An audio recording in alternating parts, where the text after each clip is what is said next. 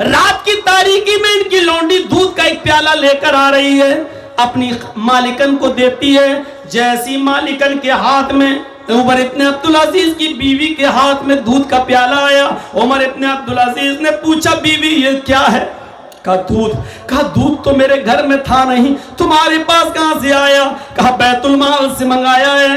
کہا بیت المال میں میرا مال تو نہیں ہے، سارے مسلمانوں کی امانت ہے۔ فرمایا میرے پیارے شوہر 4 دن سے بھوکی ہوں، کچھ نہیں ملا، میرے پیٹ میں بچہ ہے، حمل ہے، آپ کی امانت میرے پیٹ میں پل رہی ہے، ماں کچھ نہیں کھائے گی تو پیٹ کا بچہ مر جائے گا، آج کم سے کم یہ دودھ پی لینے دو، اگلے مہینے ہمیں جو راشن ملے گا ایک پیالہ دودھ ہم بیت المال میں بھیج دیں گے، ہم نے تو بطور قرض مانگا ہے، ہم نے ادھار لیا، قرض کے طور پر لیا، اگلے مہینے دے دیں گے۔ عمر ابن عبدالعزیز نے کہا خبردار، اے میری بیوی، اگر ایک قطرہ بھی دودھ کا تیرے حلق کے نیچے چلا گیا، آئے اور فوراً اپنی بیوی سے پیالہ چھینا اور اپنی لونڈی کو دیا، جاؤ بیت المال میں جمع کر کے آؤ۔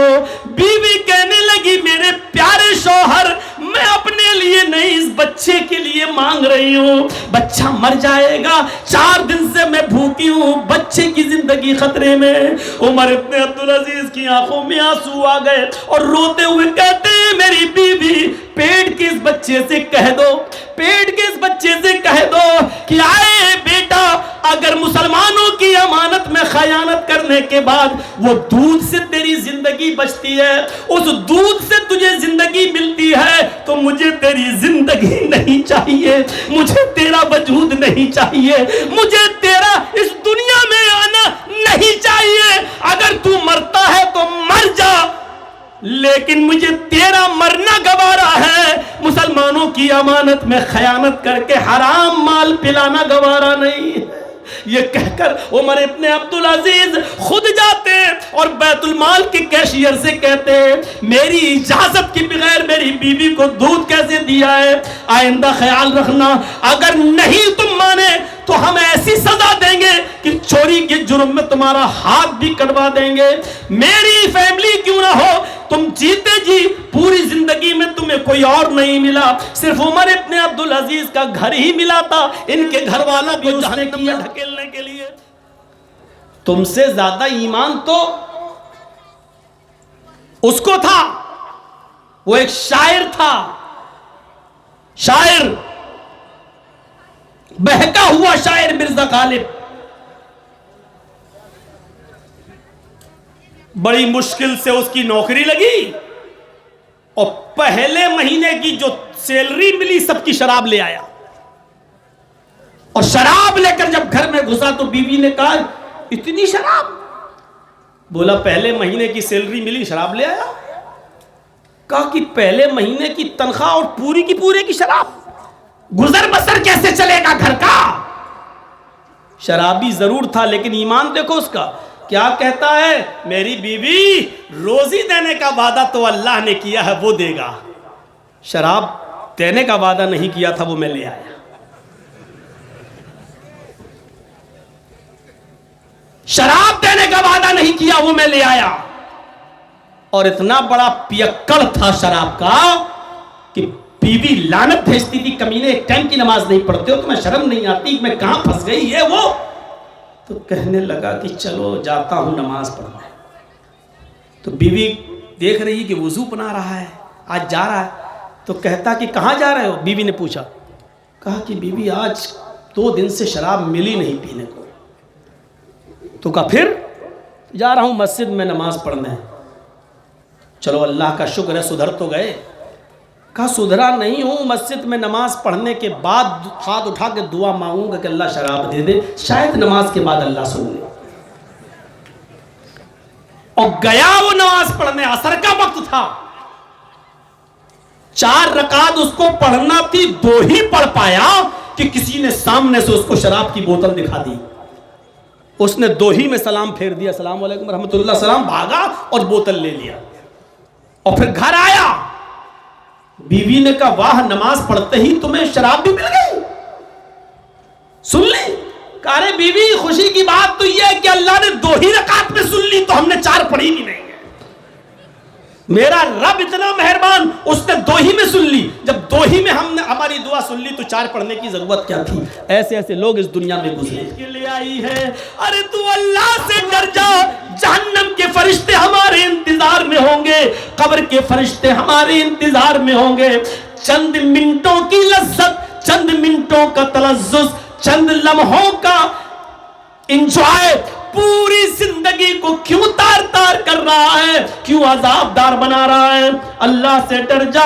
اتق اللہ یا ابنام، اے چچا کے بیٹے میرے قریب مت آ، اس مہر کو مت توڑ جو اللہ نے تیرے لیے حرام کر دیا ہے.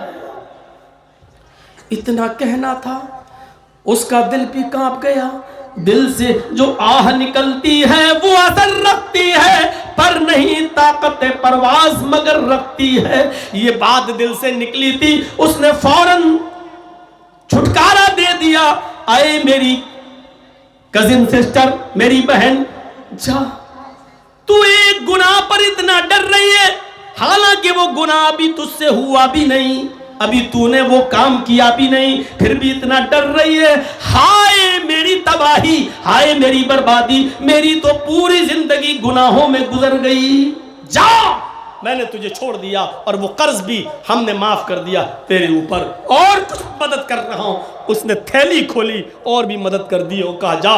جب وہ دروازے پہ پہنچی تو یہ کہنے لگا، آئے میری بہن، کل قیامت کے دن جب اللہ مجھے میرے گناہوں کی سزا دیتے ہوئے جہنم میں ڈالے تو وہاں کھڑی ہو کر اتنا ضرور کہہ دینا کہ اے اللہ، جب میں نے کہا اس سے اتق اللہ، اللہ سے ڈر، تو فوراً یہ تیرے خوف سے ڈر گیا، تجھ سے ڈر گیا، اور تیری خوف کی وجہ سے، تیرے ڈر کی وجہ سے اس نے مجھے نہیں چھوا.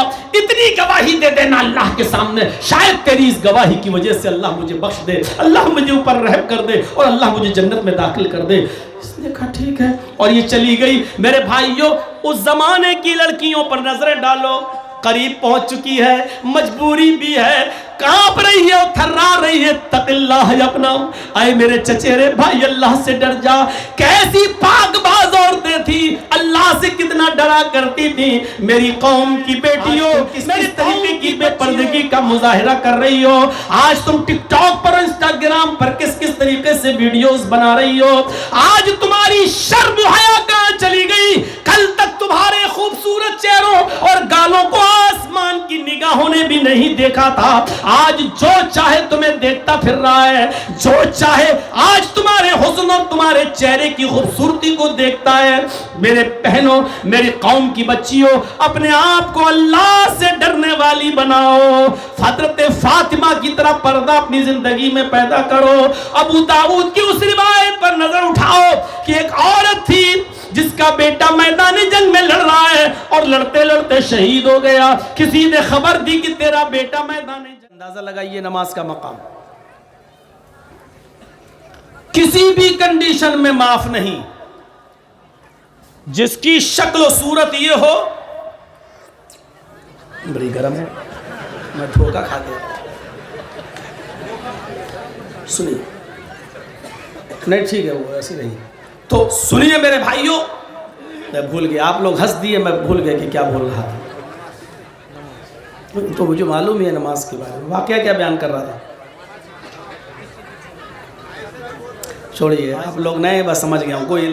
کوئی لندن، کوئی امریکہ بول رہا ہے. نماز کسی بھی حال میں معاف نہیں ہے، یہ میں بول رہا تھا. سنیے، نماز کسی بھی کنڈیشن میں معاف نہیں. اس سے نماز کا مقام سمجھ رہے ہیں نا کتنا بڑا ہے. فوراً پڑھنا ہے نماز، کسی بھی کنڈیشن میں معاف نہیں. بیماری میں بھی معاف نہیں. کھڑے ہو کے پڑھنے کی طاقت نہیں ہے تو بیٹھ کے پڑھو، لیکن معاف نہیں. بیٹھ کے پڑھنے کی طاقت نہیں ہے، لیٹ کے پڑھو، لیکن معاف نہیں. لیٹ کے بھی نہیں پڑھ سکتے ہو تو ٹیک لگا کر اشارے سے پڑھو. پڑھنا ہے، گردن ادھر ادھر نہیں ہو رہی ہے تو ہونٹ ہلاؤ اور دعائیں پڑھ لو. پڑھنا ہے. وضو نہیں بنا سکتے، تیمم کر لو. اور تیمم کی بھی گنجائش نہیں ہو تو نیت کر لو کہ ہم نے وضو کر لیا، نیت سے وضو. اٹھ نہیں پاتے تو بیٹھ کے پڑھ لو اسی جگہ. پیشاب کی تھیلی لٹکی ہوئی ہے, نل کی پڑی ہوئی ہے پیشاب کی نلی, اور آپ پیشاب کر رہے ہیں اور وہ آپ کی تھیلی میں آ رہا ہے, ایسی کنڈیشن میں بھی نماز آپ کو پڑھنا ہے. اندازہ لگائیے آپ. کبھی کبھی بہت سے لوگوں کی لیٹرین بند ہو جاتی ہے اور دوسرا راستہ بنا کر تھیلی لٹکا دی جاتی ہے, لیٹرین کی تھیلی لٹکی ہے, نماز کا ٹائم ہو جائے آپ جا نہیں سکتے, آپ کہیے نہیں یہ گندگی ہے میرے پاس میرے ساتھ ہے, وہ تھیلی میں ہے لیکن نماز آپ کو ادھر بھی پڑھنا ہے. نل کی پیشاب کی لگی ہوئی ہے, آپ کو پھر بھی نماز پڑھنا ہے, کیونکہ اب یہ کنڈیشنز مجبوریوں کی ہے, لیکن نماز تو مجبوری میں بھی معاف نہیں. اچھا, ان باتوں سے ایسا لگ رہا کہ نہیں کہ اپنے غریبانوں میں آدمی جھانک کر دیکھے کہ ہم تو ہٹے کھٹے تندرست موٹے تازے سب کچھ اور کوئی بیماری نہیں پھر بھی چھوڑ رہے ہیں, جبکہ نماز اس کنڈیشن میں بھی نہیں معاف, پھر بھی پڑھنا. اگر آپ کو ہوش ہے تو پڑھنا ہے, اور اس کنڈیشن میں بھی اگر آپ چھوڑ رہے ہیں نماز, تو حضرت عمر نے کیا فرمایا تھا, لا حظ فی الاسلام لمن ترک الصلاۃ, اگر کسی نے اس کنڈیشن میں بھی نماز چھوڑ دی تو اسلام کے اندر اس کا کوئی حصہ نہیں ہے. یہاں سے آپ اندازہ لگائیے نماز کا مقام و مرتبہ.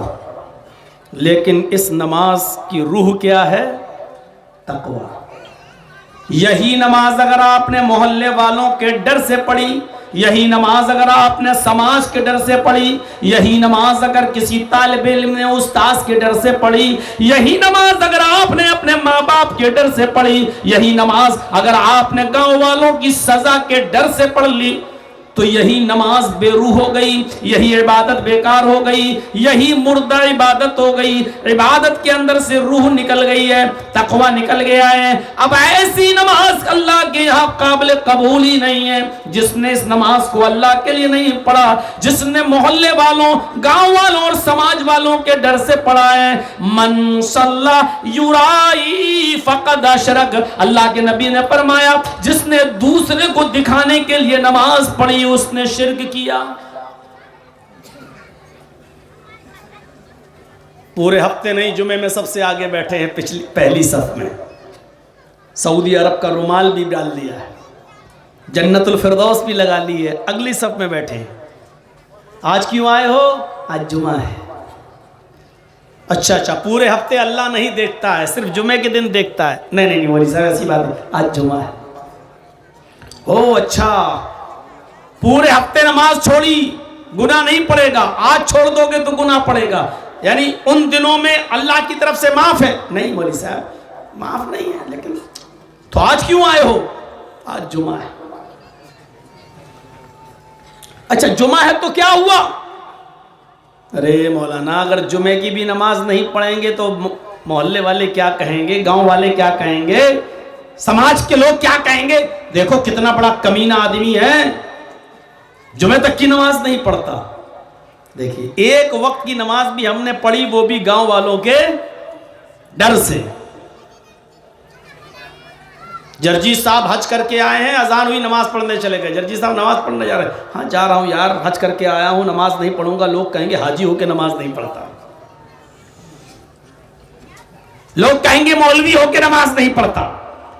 نماز بھی پڑھ رہے ہیں ہم, اور یہ سوچ رہے ہیں کہ اگر نہیں پڑھیں گے تو محلے والے کہیں گے مولوی ہو کے نہیں پڑھتا, حاجی ہو کے نہیں پڑھتا. پتہ یہ چلا کہ یہ نماز اب بے روح ہے, اس کے اندر سے روح نکل چکی ہے. اب یہ نماز مردہ ہے. جیسے مردہ انسان کی کوئی قدر نہیں ہوتی ہے, ایسی ہی مردہ نماز کی بھی اللہ کے یہاں کوئی قدر نہیں ہوگی. مردہ انسان کو ہم قبر میں دفن کر دیتے ہیں, ایسی اس مردہ عبادت کو اللہ ڈسٹ بن میں ڈال دے گا, کوڑے دان میں پھینک دے گا. ایسی نماز کی اللہ کو کوئی حاجت نہیں ہے. یہاں سے اندازہ لگائیے آپ. اسی طریقے سے علی ھذا القیاس, ساری عبادتوں کو اسی پر قیاس کریے. روزہ بھی عبادت ہے, اللہ کے ڈر سے ہے تو ٹھیک. یا ایھا الذین آمنوا کتب علیکم الصیام کما کتب علی الذین من قبلکم لعلکم تتقون. مسلمانوں تمہارے اوپر رمضان کے روزے فرض کر دیے گئے ہیں جیسا کہ تم سے پہلے کے لوگوں پر فرض کر دیے گئے تھے، لعلکم تتقون، تاکہ تمہارے اندر تقوی پیدا ہو جائے۔ دیکھیے روزہ فرض کیوں کیا گیا؟ تاکہ تمہارے اندر تقوی پیدا ہو جائے۔ اور اللہ نے کیا کہا؟ کتب علیکم الصیام، لکھ دیا گیا ہے۔ فرض میں اور مکتوب میں فرق ہوتا ہے۔ کتب علیکم الصیام اس کا مطلب یہ ہے کہ کسی بھی حال میں معاف نہیں ہے۔ یہ بھی نماز فرض ہے، روزہ بھی فرض ہے، لیکن نماز اور روزے میں فرق اتنا ہے، دونوں عبادتیں فرض ہیں لیکن اتنا ہے، ابھی میں نے کہا نا کہ نماز کسی بھی کنڈیشن میں معاف نہیں ہے، اور روزہ بھی کسی بھی کنڈیشن میں معاف نہیں ہے۔ یہ رخصت ہے لیکن معاف نہیں ہے، لیکن دونوں میں فرق کیا ہے؟ نماز کسی بھی کنڈیشن میں معاف نہیں، لیکن مردوں کے لیے، عورتوں کے لیے ان کی ایک کنڈیشن میں معاف ہے۔ دیکھ رہے ہیں آپ، بتانے کی ضرورت نہیں ہے، آپ سمجھدار ہیں، جانتے ہیں۔ ہماری جن ماں بہن بیٹیوں کو پیریڈ آتا ہے، اور فطرت ہے، یہ ان کا نیچرل معاملہ ہے، تو جتنے دن ان کو پیریڈ آتا ہے، اس پیریڈ میں جتنی نمازیں چھوٹیں گی یہ ان عورتوں کے اوپر سے معاف ہیں۔ اس کو وہ دوبارہ قضا نہیں کریں گی، دہرائیں گی نہیں، پڑھیں گی نہیں، اللہ کی طرف سے بالکل معاف۔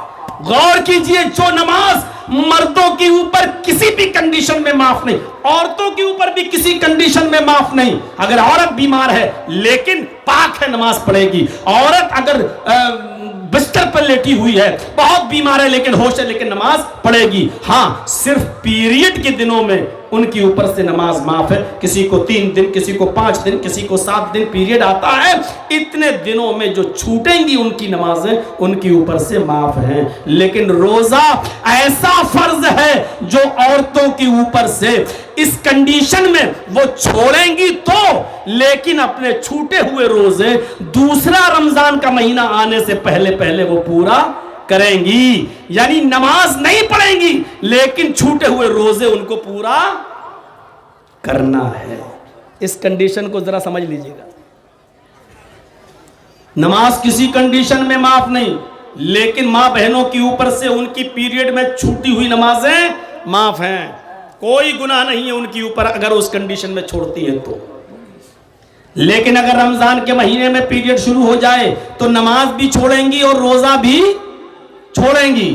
مثلا آپ کے ہاں 5:30 بجے سورج ڈوب رہا ہے، 5:30 بجے روزہ افطار کا ٹائم ہو رہا ہے، اور آپ کے گھر کی کسی بھی عورت کو 5:25 پر پیریڈ شروع ہو جائے، یعنی روزہ افطار میں صرف 5 منٹ باقی رہے، ابھی 5 منٹ ہے لیکن اس کو 5:25 پر پیریڈ آ گیا تو یہ روزہ اس کا نہیں مانا جائے گا۔ اب تک جو رکی تھی اس کا ثواب اس کو ملے گا، اللہ ثواب دے گا، لیکن اس روزے کو وہ مانے گی نہیں۔ اب اس روزے کو بھی بعد میں پورا کرنا ہے، اور جتنے روزے اس کے بعد چھوٹیں گے وہ سب بعد میں پورا کرنا ہے۔ اب آپ کہیے کہ جرجی صاحب 5 ہی منٹ تو رہ گئے تھے، وہ اپنی جگہ پر اللہ اس کے بھوکا اور پیاسا رہنے کی نیت کو جانتا تھا، اس لیے اس کو ثواب تو دے گا، لیکن روزہ اس کا نہیں مانا جائے گا، کیونکہ افطار سے پہلے وہ پیریڈز کے شکار ہو گئی، اس لیے یہ روزہ اس کا بیکار کا مطلب نہیں مانا جائے گا، ثواب کے اعتبار سے بیکار نہیں ہے۔ اللہ اس کو، اس عورت کو اس روزے کا ثواب دے گا، لیکن چونکہ پورا نہیں کر پائی اور اس کو پیریڈ آ گیا، اس لیے اس روزے کی قضا بعد میں وہ کرے گی۔ تو میرے بھائیوں، نماز بھی چھوڑے گی، روزہ بھی چھوڑے گی، لیکن نماز کو نہیں دہرائے گی، قضا کرے گی، لیکن روزے جتنے چھوٹ جائیں وہ بعد میں پورا کرے گی۔ سمجھ لیا آپ نے اس مسئلے کو؟ سفر میں ہیں آپ، روزہ چھوڑ سکتے ہیں، بعد میں پورا کر لیجیے۔ بہت بوڑھے ہو چکے ہیں، روزہ نہیں رکھ سکتے، اب آپ بہت کمزور ہیں، ڈاکٹر نے منع کر دیا، تب بھی روزہ معاف نہیں ہے، تب بھی آپ کو ایک محتاج ایک مسکین کو کھانا کھلانا ہوگا، فدیہ دینا ہوگا، یعنی اس کے بدلے میں کچھ نہ کچھ کرنا ہوگا۔ اگر باپ نہیں دے سکتا تو اس کا بیٹا اپنے باپ کی طرف سے دے گا۔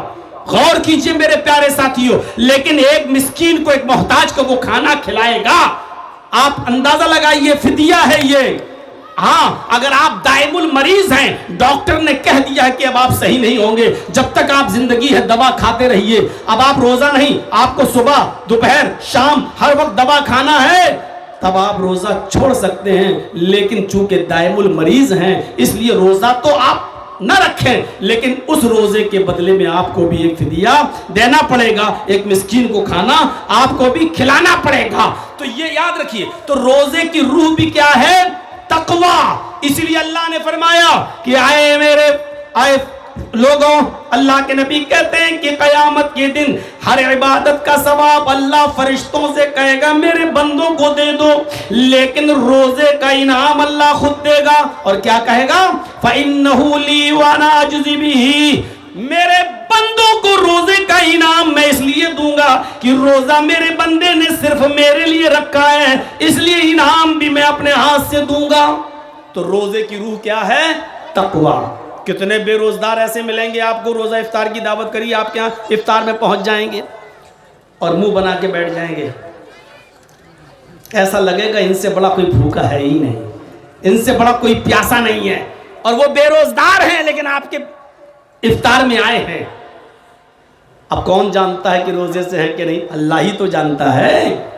اور کتنے روزے دار ایسے ہیں جو گھر میں اکیلے ہیں، نہ دوست دیکھ رہا ہے، نہ بیوی، نہ بچے، نہ ماں، نہ باپ، کوئی نہیں، بیوی میکے گئی، بچے اسکول گئے، ماں باپ نیچے ہیں، بیچارہ اکیلے میں بھی چاہے تو فریج کھول کر کچھ نہ کچھ کھا سکتا ہے، لیکن اس لیے نہیں کھا رہا ہے کوئی دیکھ رہا ہو یا نہ، لیکن اللہ تو دیکھ رہا ہے۔ یہی تقویٰ ہے، یہی پرہیزگاری ہے۔ اگر یہ روزے کے اندر سے چلی جائے تو روزہ بھی ڈیڈ باڈی کی طرح ہے، پھر اللہ بھی اس روزے کی قدر نہیں کرے گا جب تک کہ تقویٰ اس روزے کے اندر موجود نہ ہو۔ ابھی چلیے تھوڑا سا اور آگے بڑھاتا ہوں اپنے بات کو۔ روزہ ہو گیا، حج دیکھ لیجئے کتنی بڑی عبادت ہے حج۔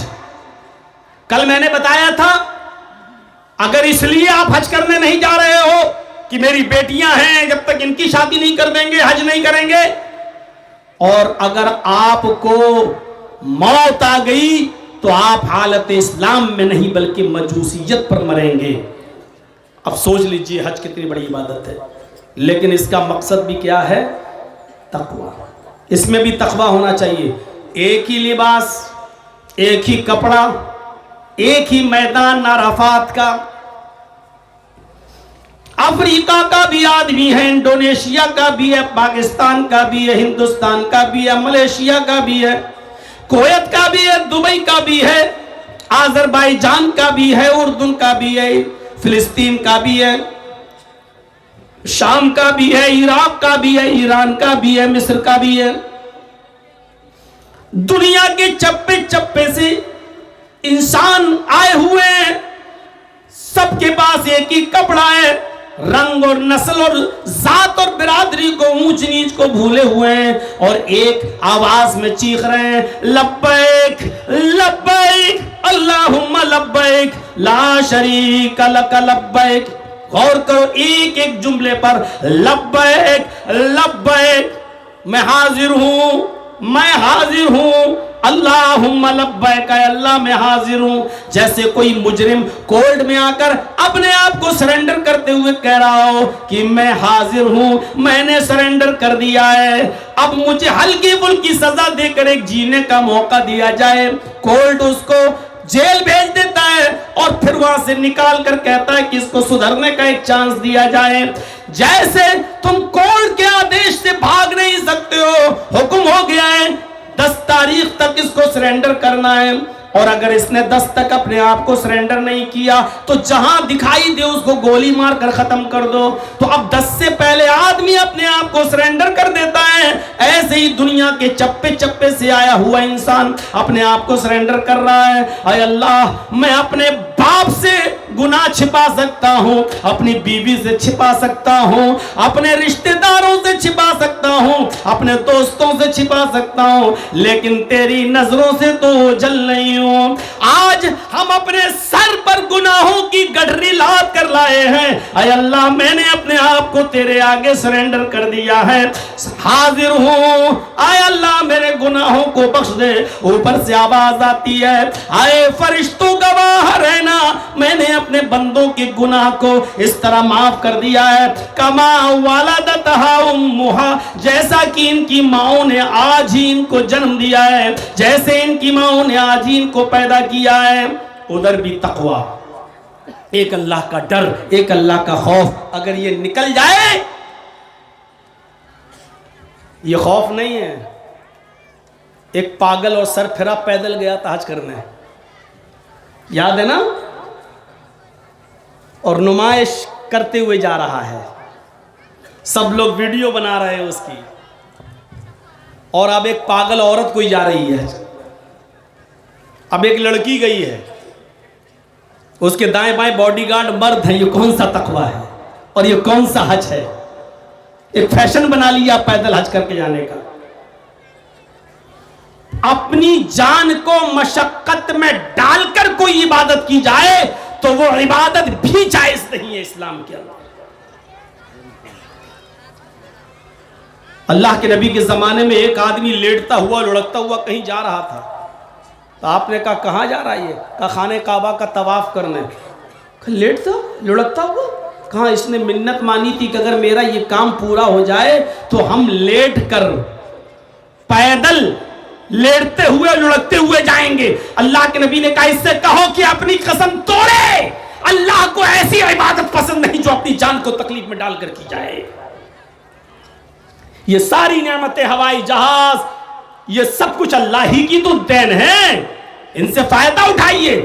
دنیا کو پیدا ہی کیا ہے تاکہ ہم اور آپ اس دنیا سے فائدہ اٹھائیں. یہ اللہ کی نعمتوں کا انکار ہے کہ اللہ نے جب سمادھان دیا ہے تو ان کو ٹھکرا کر آپ پیدل جا رہے ہیں. نہیں,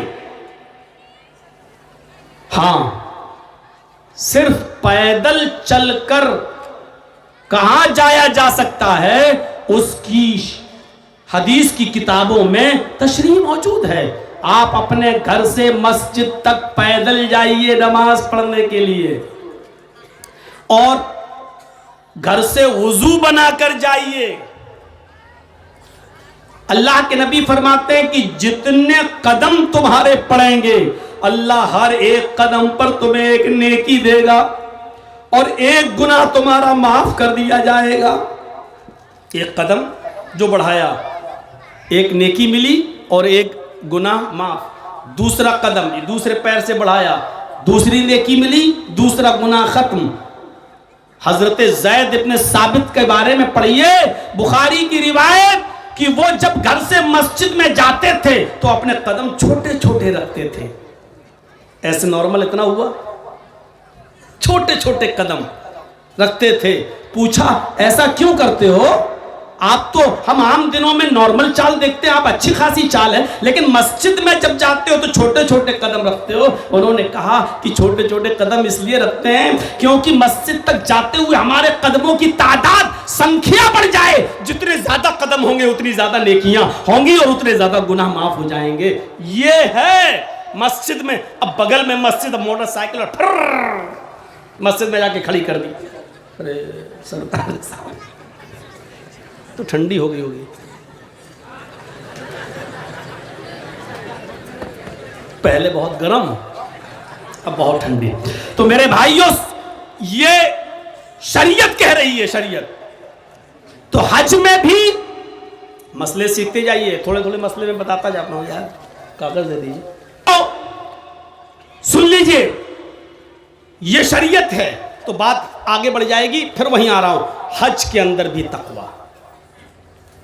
اگر کوئی آدمی نمائش کرتے ہوئے جا رہا ہے تقوی نہیں. اور اس نمائش میں وہ بھی شامل ہے. آپ کے ہاں ہوتا کہ نہیں ہوتا ہمیں نہیں معلوم. حاجی صاحب حج کرنے جا رہے ہیں, رشتہ دار آ رہے ہیں, پھول ڈال رہے ہیں, مالا پہنا رہے ہیں, گلاب کے پھول لے کے آ رہے ہیں, ان کو پہنا. حاجی صاحب دعا کریے گا میرے لیے بھی. اور گھر سے لے کر اسٹیشن تک حاجی صاحب پھول اور مالا اور گلے میں ڈال کے جا رہے ہیں نمائش کرتے ہوئے. یہ بھی نمائش میں شامل ہے, یہ بھی ریا اور نمود میں داخل ہے. حج اتنی بڑی عبادت نہیں ہے جتنی بڑی عبادت نماز ہے. کیا کبھی کسی نمازی کے گلے میں ہار اور پھول ڈالا آپ نے؟ تو پھر حاجی صاحب کے گلے میں کیوں ڈالو گے آپ؟ ٹھیک ہے مٹھائی کے ڈبے تک تو ٹھیک ہے, جب جا رہے ہو لیجیے بھائی, ایک مٹھائی کا ڈبہ لے لیجیے. حاجی صاحب جا رہے ہیں آپ, اللہ تعالیٰ آپ کے حج کو قبول فرمائے. یہ طریقہ ہونا چاہیے. اللہ تعالیٰ آپ کے حج کو قبول فرمائے اور آپ ہماری بستی کو بھی وہاں پہنچ کر اپنی دعاؤں میں یاد رکھیں. آپ ہمیں بھی اپنی دعاؤں میں یاد رکھیں. ایک بات بتا دوں نا, آپ کتنے بھی لوگ کہیے میرے لیے دعا کریے گا, حاجی صاحب خاص میرے لیے دعا کریے گا, کوئی کرتا ورتا نہیں ہے. سن لیجئے, کتنے لوگوں کے لیے وہ دعا کرے گا, کتنے لوگوں کے لیے؟ ایک عام چیز, عام دعا کہیے کیا, بس وہ دعا مختصر ہے, آدمی کر سکتا. اللہ میری بستی کے اوپر رحمت فرما, اللہ میری بستی والوں کو تو نمازی بنا دے, اے اللہ میری بستی والوں کو کتاب و سنت پہ چلنے والا بنا دے. اس میں سب شامل ہے, آپ بھی شامل ہو گئے. اے اللہ ہم تمام مسلمانوں کو رزق حلال کی توفیق عطا فرما, اے اللہ ہم تمام لوگوں کو حلال روزی کھانے کی توفیق دے. یہ آپ دعا, ایک ایک آدمی کا تو آپ نام ہی نہیں لے پائیں گے, نام ہی نہیں لے سکتے ہیں. اس لیے یہ ریا و نمود میں شامل ہے. دکھا رہے ہیں, آپ جا رہے ہیں نمائش کرتے ہوئے, نہیں ہونا چاہیے ایسا. میں جب دلی میں پڑھتا تھا محد میں عبدالحمید صاحب رحمانی کے مدرسے میں, تو ایک بار ایک جلسے میں کہیں عبدالحمید صاحب رحمانی تھے, تو ان سے بات چیت ہوئی. تو اس وقت میں کافی چھوٹا تھا, تو انہوں نے ایسی بیٹھے بیٹھے تذکرہ کر دیا کہ ابھی میں کتنے حج کر چکا ہوں میرے گھر والوں کو بھی نہیں پتہ ہے. میں نے کہا کچھ تو آپ کو اندازہ ہوگا. انہوں نے کہا مجھے معلوم ہے, میں 22 حج کر چکا ہوں,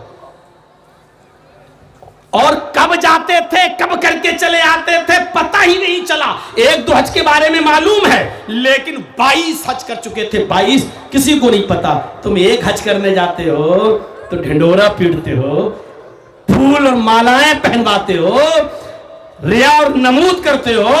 اتنا ہی نہیں, اگر آپ کے 7, 8, 10 سال کا بچہ اگر پہلا روزہ رکھ لے تو شاندار پارٹی ہوتی ہے. کیا ہوا, میرے بچے نے روزہ رکھا ہے, روزہ کشائی ہے, آج روزہ کھلوا رہا ہوں میں, میرے بچے نے روزہ رکھا ہے. ابھی سے ہی اس بچے کے اندر تکبر پیدا کر رہے ہیں آپ. آگے چل کر یہ بچہ وہی کام کرے گا جو آپ کر رہے ہیں. آپ کے بچے نے اگر روزہ رکھ لیا تو آپ کہیے کہ اللہ تیرے نبی کا فرمان ہے, میں وہی کر رہا ہوں. آپ کو ضرورت کیا تمام لوگوں کو اپنے گھر پہ بلا کے یہ بتانے کی کہ میرا بچہ روزے سے رہے, آج میرے بچے کا پہلا روزہ ہے. ضرورت کیا ہے اس بات کی کہ آپ کے بچے نے قرآن مکمل کر لیا, ناظرہ پڑھ لیا ہے, اب آپ تمام لوگوں کو بلائیں گے آپ اور اپنے گھر پہ بلا کے کھانا کھلائیں گے اور یہ بتائیں گے کہ میرے بچے نے ناظرہ مکمل کر لیا, یا کھانا کھلائیں گے اس لیے کہ آپ کے بچے نے حافظہ کر لیا ہے. سن لو, اسلام کے اندر صرف 2 قسم کے کھانوں کی اجازت ہے, تیسرے کسی کھانے کی اجازت نہیں ہے, کسی چیز کی دعوت کی اجازت نہیں ہے. اسلام کے اندر شادی کے بعد لڑکے کو پرمیشن ہے کہ وہ ولیمہ کر سکتا ہے, لڑکی والوں کو وہ بھی نہیں. کل میں بتا چکا ہوں, لڑکے کو صرف اتنی اجازت ہے کہ وہ شادی کے بعد بیوی کے گھر پہ آ جانے کے بعد اس سے 2-4 میٹھے بولنے کے بعد وہ جب چاہے تب ولیمہ کر سکتا ہے, اور ولیمے میں اس کو اجازت ہے کہ وہ 1000 کو کھلائے چاہے 100 کو کھلائے. ولیمے کی اجازت ہے, وہ 2 دن بھی کھلائے, 4 دن بھی کھلائے, 7 دن بھی کھلائے, 10 دن بھی کھلائے, اس کو اجازت ہے. بہت بڑے پیسے والے بنتے ہو, لڑکی والوں کی آمد کھاؤ نا. بہت زیادہ دولت والے بنتے ہو نا, بہت بڑے ساہوکار ہو, تو ولیمہ کھلاؤ نا 4 دن, 5 دن, 6 دن, 10 دن. آپ کھلائیے، کون منع کر رہا ہے؟ لڑکے والوں کو پرمیشن ہے کہ وہ ولیمہ کھلا سکتے ہیں لڑکا، ایک کھانا یہ، اور دوسرا کھانا عقیقے کا ہے، 7ویں دن عقیقہ ہوگا اور اس دن آپ رشتہ داروں کو بلا سکتے ہیں، لیکن آپ کے عقیقے میں غریب لوگوں کا آنا ضروری ہے۔ صرف آپ نے رشتہ داروں کو بلا لیا اور اپنے یار دوستوں کو بلا لیا اور غریب آپ کے یہاں نہیں آئے تو آپ کا عقیقہ نہیں مانا جائے گا، کیونکہ عقیقے کے اندر آپ کے دوست و احباب بھی آئیں گے، رشتہ دار بھی آئیں گے، ہاں آپ کے علاقے میں جو غریب ہیں، مسکین ہیں، ان کو بھی آپ دعوت دیں گے اور وہ بھی آپ کی دعوت میں آئیں گے۔ ان 2 کھانوں کے علاوہ تیسرے کسی کھانے کی اجازت نہیں ہے اسلام میں۔ حاجی صاحب حج کر کے آئے، کھانا کھلا رہے ہیں، کیوں؟ عبادت تیرے اوپر حج فرض تک کر لیا، اب تو کھانا کیوں کھلا رہا ہے؟ روزہ افطار کرایا جا سکتا ہے، وہ کھانا نہیں ہے، افطار کرانے کا ثواب ہے۔ اللہ کے نبی نے فرمایا جس نے کسی کو ایک روزہ افطار کرایا، جس نے کسی کو افطار کرایا تو اس افطار کرانے والے کو بھی اتنا ہی ثواب ملے گا جتنا اس آدمی کو روزے کا مل رہا ہے، اور اس کے روزے میں کمی نہیں ہوگی۔ تو روزہ افطار کرایا جا سکتا ہے، اس کی حدیث موجود ہے، لیکن ختنے کا کھانا جائز نہیں ہے۔ اسی طریقے سے حاجی کو بھی اجازت نہیں ہے کہ وہ حج کر کے آئے اور پورے محلے کی دعوت دے۔ ہمارے ہاں تو ابھی 10-15 سال پہلے ایسا ہوتا تھا کہ حاجی صاحب حج کر کے آتے تھے تو وہ کھانے کی دعوت بھی دیتے تھے، اور حج کرنے کے بعد جب آئیں گے تو پہلی نماز حاجی صاحب پڑھائیں گے۔ ان کو آگے بڑھایا جاتا تھا کہ آپ نماز پڑھائیے۔ کیوں صاحب؟ کہیں نہیں لکھا کہ حاجی صاحب حج کر کے آئیں اور پھر وہ نماز پڑھائیں، کہیں نہیں لکھا کہ حاجی صاحب آئیں اور وہ کھانا کھلائیں۔ میرے بھائیو، باپ کہو خوشی میں کھلانا جائز ہے تو خوشی میں تو آپ جب چاہیں تب کھلا دیں، کوئی رکاوٹ نہیں ہے، جب چاہیں تب بلا دیں، آپ کھلائیں، لیکن اس کو یہ نہ کہیں کہ حج کا کھانا ہے، حج کا کھانا نہیں۔ آپ خوشی سے کچھ لوگوں کو بلا کر جب چاہیں تب آپ دعوت کر دیں، لیکن اس کو حج کا کھانا نہ کہیے۔ تو میرے بھائیو، یہ ریا نمود میں داخل ہے، یہ عبادت کی روح مٹ رہی ہے اور ڈیڈ باڈی ہو رہی ہے۔ ایک چیز کی طرف اور اشارہ کروں گا اور آگے بڑھوں گا پھر میں اپنی بات کو۔ نماز ہو گیا، روزہ ہو گیا، حج ہو گیا، قربانی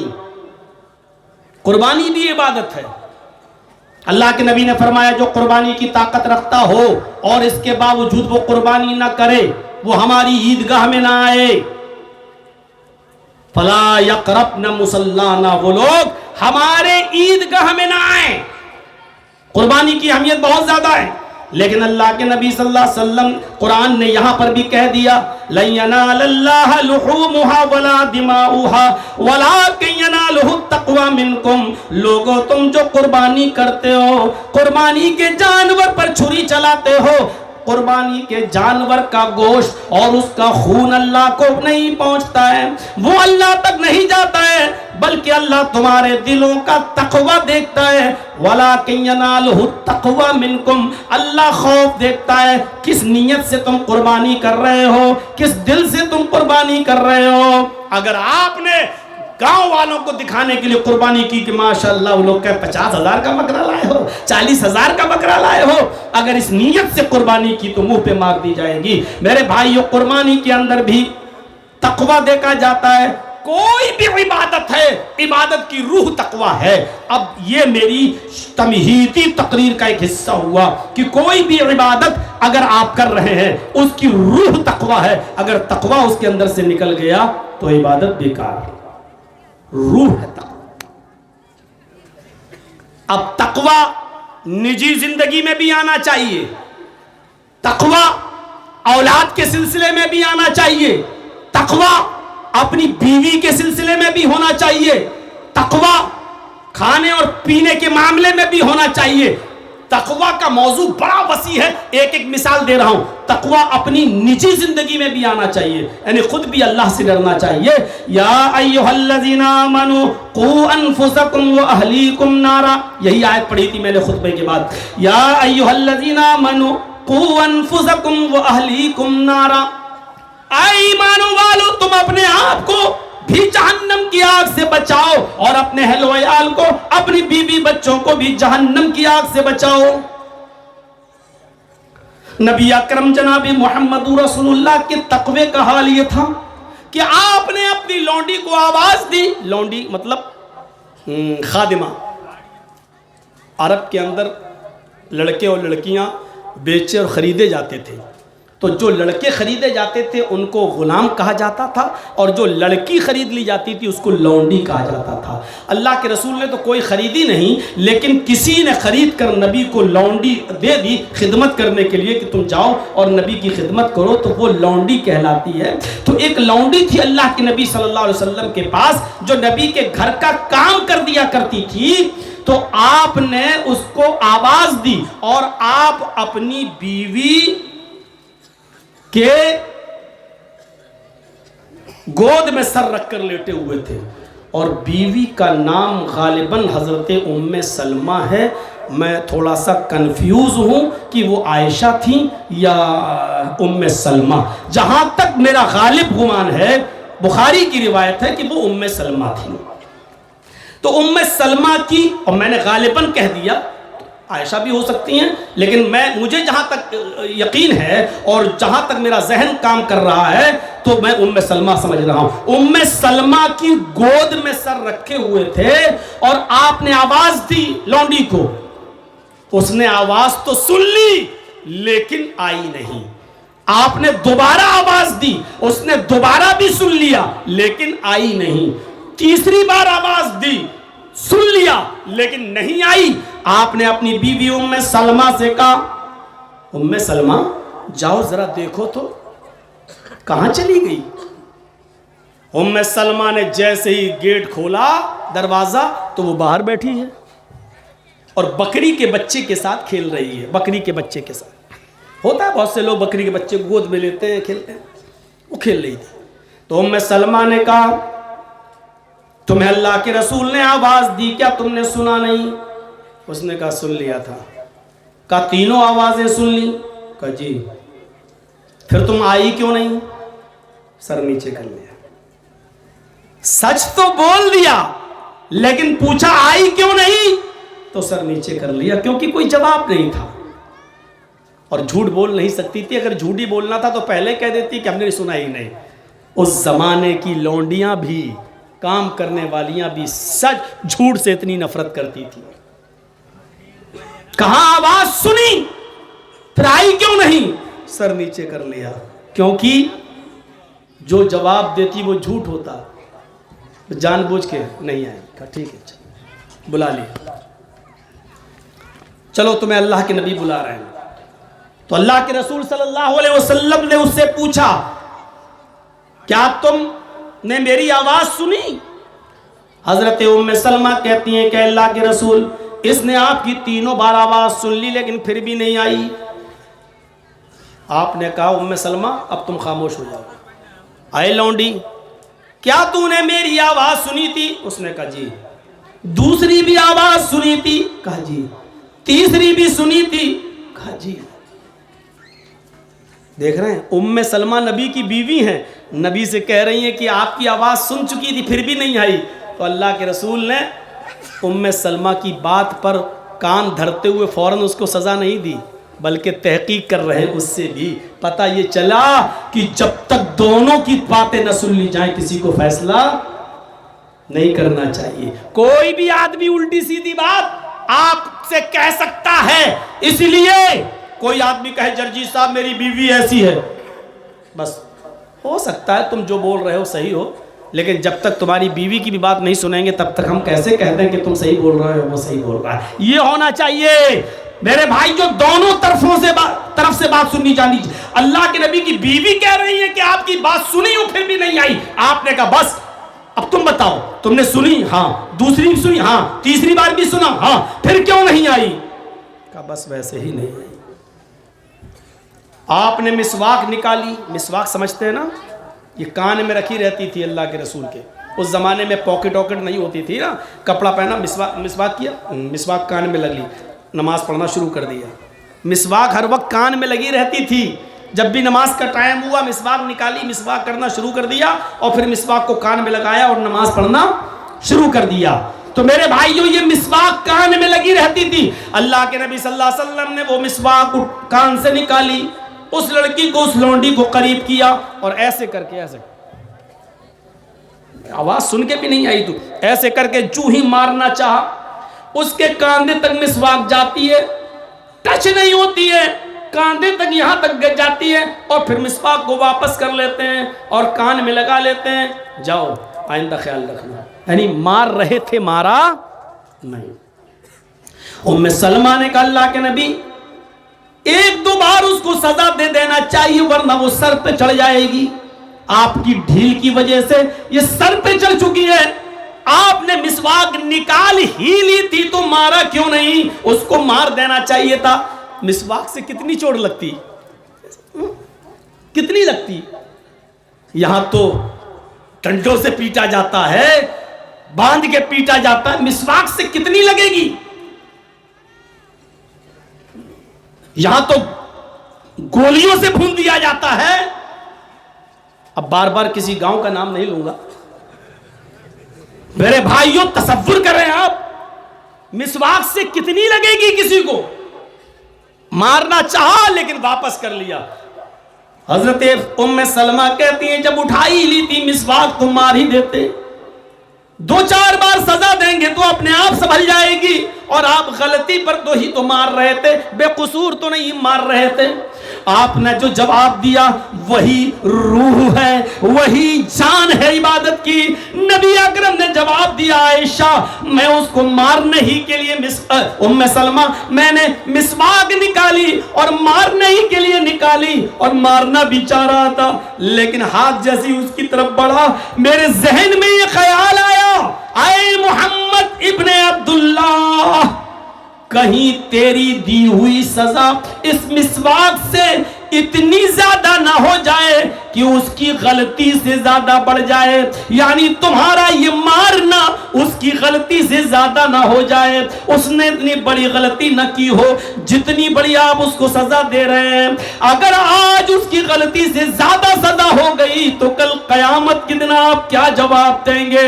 بخاری کی حدیث کے الفاظ یوں ہیں لولا القوت لأوجعتک بہذا السواک. اگر مجھے اللہ کا ڈر نہ ہوتا اس مسواک کو مارنے سے، اگر اس بات کا خوف نہ ہوتا کہ اس کی غلطی سے زیادہ یہ میری سزا ہو سکتی ہے تو آج میں اس مسواک سے اس کو مارتا. لیکن ڈر لگ رہا ہے کہیں میرا یہ مارنا اس کی غلطی سے زیادہ نہ ہو جائے اور قیامت کے دن یہ کہیں میرے اوپر اللہ کی عدالت میں مقدمہ دائر نہ کر دے. یہ اس ہستی کا حال ہے جو جنتی ہے. یہ اس نبی کا حال ہے جس کے لیے ہم ہر نماز کے بعد اذان کے بعد مقام محمود کی دعا کرتے ہیں وَبْعَثْهُ مَقَامًا مَحْمُودًا. یہ اس نبی کا حال ہے. ایمانداری کے ساتھ بتائیے آپ اپنے ملازمین کے ساتھ کیا کرتے ہیں؟ آپ کے ہاں کام کرنے والے ہوں گے، آپ ان کے ساتھ کتنا ڈانٹتے ہوں گے اور کتنا پھٹکارتے ہوں گے. کہیں اس کی غلطی سے زیادہ تو آپ اس کو نہیں ڈانٹ رہے ہیں. ہر آدمی غور کرے، سوچے، نتیجہ نکالیے میرے پیارے ساتھیوں. یہ تقویٰ تھا نجی زندگی کے اندر. ہماری نجی زندگی کیا کہتی ہے؟ ہماری زندگی میں کتنا تقویٰ آیا ہے؟ ہر آدمی اپنی نجی زندگی کے بارے میں غور کرے کہ اس کی زندگی میں کتنا تقویٰ ہے. پھر قرآن کہتا ہے یا ایھا الذین آمنوا قوا انفسکم واہلیکم نارا. اپنی زندگی میں بھی تقویٰ پیدا کرو، اللہ سے جہنم کی آگ سے بچو، اور اپنے بیوی اور بچوں کو بھی جہنم کی آگ سے بچاؤ. آؤ پہلے بچوں سے شروع کرتے ہیں. عمر ابن عبدالعزیز کا زمانہ ہے. ہر آدمی غور کرے، جرجیس بھی اس میں شامل ہے. ہم بھی آج کے زمانے میں ایسا نہیں کر سکتے ہیں. ذرا غور کرو، عمر ابن عبدالعزیز کا زمانہ ہے. عمر ابن عبدالعزیز کے انتقال کا وقت قریب آ گیا ہے. تاریخ خطیب اٹھاؤ، صفت الصفہ اٹھاؤ علامہ ابن قیم الجوزی کی، سنیے. ایسا منظر تمہیں بتانے جا رہا ہوں، اس منظر کو دیکھو گے تو آپ کی آنکھوں میں آنسو آئیں. میرے پیارے ساتھی، عمر ابن عبدالعزیز کا زمانہ، وہ عمر ابن عبدالعزیز جو پورے بلاد اندلس کا امیر المومنین ہے، جو جس کے قبضے میں شام بھی ہے، ایران بھی ہے، بصرہ بھی ہے، کوفہ بھی ہے، یہ بلاد اندلس کا سارا ایریا ہے، اور اس علاقے کا حاکم وقت ہے، امیر المومنین ہے، اتنا بڑا حاکم وقت. لیکن جب اس کے انتقال کا وقت آتا ہے تو جو لوگ ان کو دیکھنے آتے ہیں تیمارداری کے لیے، عیادت کے لیے، ایک نے کہا امیر المومنین آپ نے اپنی اولاد کو کچھ نہیں دیا، آپ نے سب کچھ صدقہ کر دیا، خیرات کر دیا، آپ نے اپنی اولاد کے لیے کیا چھوڑا ہے؟ کچھ نہیں چھوڑا. انہوں نے کہا میں نے اپنی اولاد کے لیے بہت کچھ چھوڑ دیا ہے. کہا کیا ہے؟ ہمیں تو کچھ نظر نہیں آتا. فرمایا میرے انتقال کے بعد تم سب کو پتہ چل جائے گا میں نے اپنی اولاد کے لیے کیا چھوڑا. پھر انہوں نے اپنے سارے بچوں کو بلایا، مرنے والے ہیں، انتقال ہونے والا ہے، اپنے سارے بچوں کو بلایا. جانتے ہو ان کے سارے بچوں کی تعداد گنی گئی تو 14 تھے، صرف لڑکے ہی لڑکے. عمر ابن عبدالعزیز کی 14 اولاد تھی، 14 بچے تھے، 14 بچے ان کے پاس بیٹھے ہوئے ہیں، کوئی بچہ بھی بالغ نہیں ہے. بالغ ہمارے ہاں تو عمر کے حساب سے بالغ پہچانا جاتا ہے نا، 18 سال کا ہو تب بالغ مانا جاتا ہے. اسلام میں بلوغت کی عمر 18 سال نہیں ہے. اسلام کے اندر بلوغت کی عمر یہ ہے کہ لڑکے کو رات میں سوتے وقت، خواب دیکھتے وقت اگر وہ ناپاک ہونا شروع ہو جائے تو آپ سمجھ جائیے کہ آپ کا بیٹا بالغ ہو گیا ہے. اور لڑکی کی بلوغت اسلام کے اندر یہ ہے کہ اس کو پیریڈ شروع ہو جائے تو مانا جائے گا کہ لڑکی بالغ ہو گئی ہے. اب عمر کا کوئی تعلق نہیں ہے اسلام کے اندر. اور حدیث میں آیا جب لڑکا بالغ ہو جائے تو شادی کرا دو، جب لڑکی بالغ ہو جائے تو شادی کرا دو.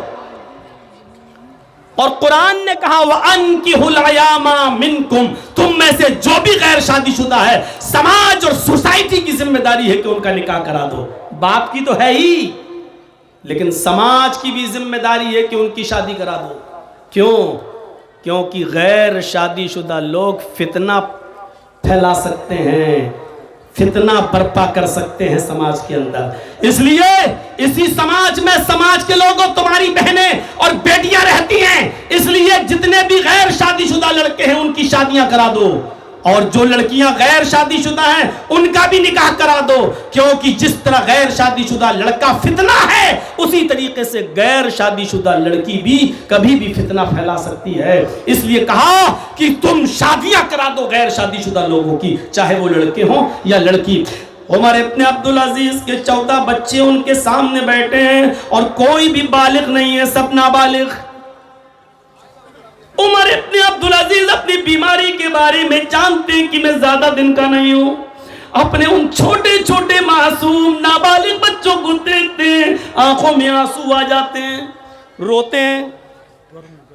بہت گرم ہے تو میرے پیارے ساتھیوں یہاں سنیے، آنکھوں میں ان کے آنسو آ جاتے ہیں اور پھر اپنے بچوں کو اپنے قریب کر کے کہتے ہیں میرے بیٹو، اللہ کی قسم میں چاہوں اپنی ایک قلم سے تمہیں جتنی چاہوں زمین دے سکتا ہوں، جائیداد دے سکتا ہوں، ان کا مالک بنا سکتا ہوں، لیکن میں نے بیت المال سے، مسلمانوں کے ان مالوں میں سے آج تک ایک درہم نہیں لیا. اس لیے میں تم سب کو اللہ کی سپرد کر رہا ہوں. میرے پاس اگر کچھ ہوگا تو تمہیں ضرور ملے گا، میرے پاس کچھ نہیں ہے، اللہ تمہیں دے گا. میں تم سب کو اللہ کی سپرد کر رہا ہوں. 1-2 دن کے بعد عمر ابن عبدالعزیز کا انتقال ہو گیا، امیر المومنین کا انتقال ہو گیا. ان کی مٹی ہو گئی، تجہیز و تکفین ہو گئی. جانتے ہو 1-2 مہینے کے بعد عمر ابن عبدالعزیز کے انتقال کے 1-2 مہینے کے بعد جب ترکہ تقسیم ہوا، جب ترکہ باپ جو چھوڑ جائے وہ ترکہ کہلاتا ہے، تو باپ کا ترکہ جب تقسیم ہوا اس کو دیکھا گیا کہ عمر ابن عبدالعزیز نے کیا چھوڑا ہے. بچوں کے حصے میں کیا کیا آ رہا ہے؟ تو آپ تعجب کریں گے، ایک ایک بچے کی حصے میں صرف 18 درہم آئے۔ 14 بچے، ایک بچے کے حصے میں کتنا؟ 18 درہم، اور ایک درہم 4 آنے کا ہوتا ہے، ایک درہم 4 آنے کا ہوتا ہے۔ اب 18 درہم کے حساب سے جوڑ لو، 4 آنے کا 1 روپیہ، یعنی 4 درہم کا 1 روپیہ، 4 چوک 16 درہم کا 4 روپیہ، اور 2 درہم کا 50 پیسہ، یعنی ایک بچے کے حصے میں 4 روپیہ 50 پیسہ آیا ہے۔ یہ عمر ابن عبدالعزیز نے ترکہ چھوڑا تھا کہ 14 بچوں میں تقسیم ہو رہا ہے جب ان کا ترکہ، تو ایک ایک بچے کے حصے میں 4.5 روپے آ رہے ہیں۔ آپ اندازہ لگاؤ، یہ اس گھر کی غربت کا حال ہے جس گھر کا مالک میرے بھائیوں پورے اندلس پر حکومت چلا رہا ہے، اور جو اللہ سے اتنا ڈرنے والا تھا کہ اس نے اپنے لیے زمین و جائیداد اور بینک بیلنس نہیں بنایا، اس نے اپنے بچوں کے لیے کچھ نہیں چھوڑا۔ ہم یہاں تصور کریں گے، یہاں تو کیرم بورڈ کھیلتے وقت بھی جوا کھیلا جاتا ہے، میچ بھی شرط کے ساتھ ہوتا ہے۔ تھوڑی فرصت مل جائے تو کلیا چک میں چلے جائیے، کھلے عام لاٹری کے ٹکٹ بکتے ہوئے نظر آتے ہیں۔ عمر ابن عبدالعزیز نے اپنے ایک بچے کے کتنا چھوڑا؟ 18 درہم، اور اس کو ہمارے روپیوں میں جوڑا جائے تو 4.5 روپے۔ اتنا تو آپ اپنے بچوں کو روز ٹافی کھلا دیتے ہوں گے۔ قُوْ أَنفُسَكُمْ وَأَهْلِيكُمْ نَارًا، اپنے بیوی اور بچوں کو جہنم کی آگ سے بچاؤ۔ کیسے بچایا جا رہا ہے؟ عمر ابن عبدالعزیز جب بحیات تھے، ان کے بھائی کا انتقال ہو گیا۔ سنیے میرے بھائیوں، آج چاہتا ہوں کہ تم کو کچھ سناؤں۔ عمر ابن عبدالعزیز کے بھائی سلیمان کا انتقال ہو گیا۔ ان کے بھائی کا نام تھا سلیمان۔ سلیمان کا انتقال ہوا، عشاء کی کافی دیر کے بعد انتقال ہوا۔ عشاء کی نماز تو ویسے ہی لیٹ پڑی جاتی تھی، اب عشاء کے بعد انتقال ہوا، یعنی تقریباً 11-12 بج گئے رات کے۔ اب اس کے بعد اسی وقت اعلان بتا دیا گیا کہ ابھی رات ہی میں دفنایا جائے گا۔